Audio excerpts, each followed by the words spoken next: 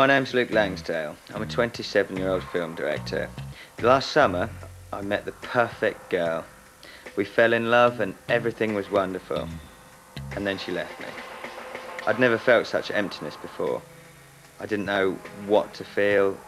I didn't know how to deal with that kind of a loss. I started to think, what's the biggest loss a man can ever have? And I soon realised it was death. Then I realised I have no way of dealing with death. I have no way at all of dealing with death. I've never prepared myself for it. I'd been told of an extraordinary man who deals with death every day and faces danger at any opportunity. His name was Nick Armstrong, and I went to see him. Trying to fathom out more, I asked Nick why he decided on his somewhat peculiar career. Just sounded interesting. I wasn't sure if I could do it, but it was something that I could actually make a career of.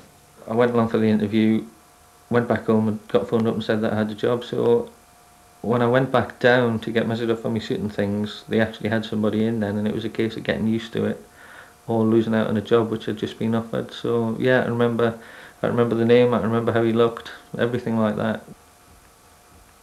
I mean, nobody talks about it, nobody talks about death really, so it was just not knowing what I was going to see when I got there. Yeah, it was fairly scary. Nick faces death every day at work, but he sails pretty close to the wind on his days off.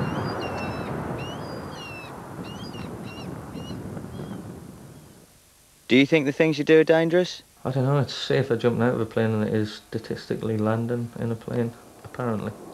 I don't know if that's just a ruse to get you to jump out of the plane when you're up there.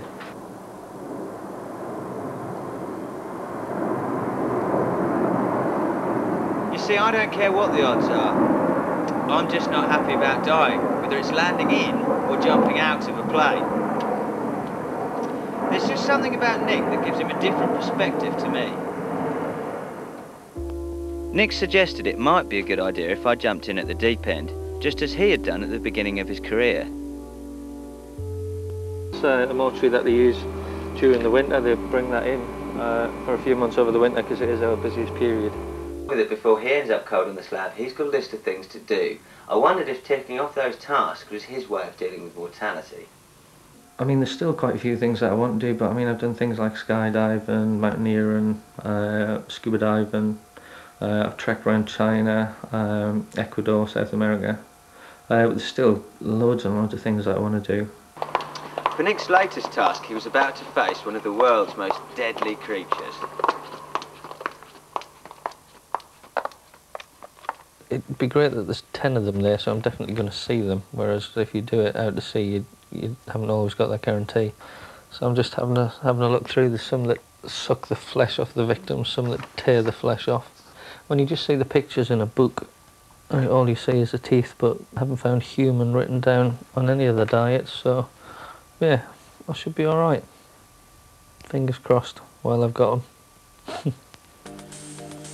Nick met up with his best mate and dive buddy Chris for a beer and to try and persuade Chris to join him on his latest adventure.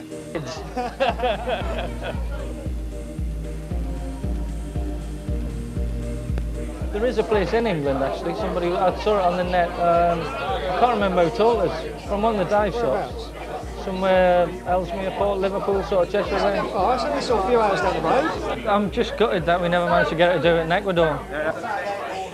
Visiting the mortuary with Nick was creepy, but I suppose I got the real shock when we went to the coffin factory. I suppose the sheer quantity of coffins produced each day really hits home how many people die. I think what I'm trying to say is that how many is in fact everyone.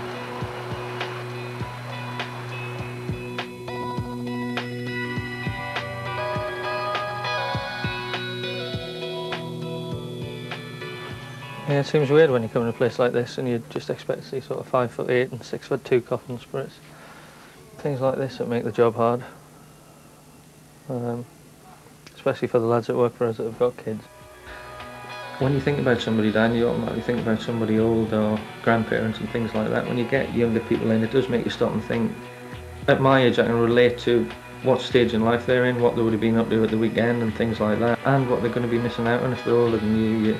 You think of what they've been through, the similar sort of things that you've been through, and that's what pushes me to go out and do the things that I want to do now while I can.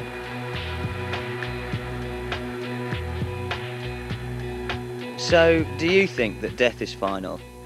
I think there's something. I've yet to be persuaded as to what it might be.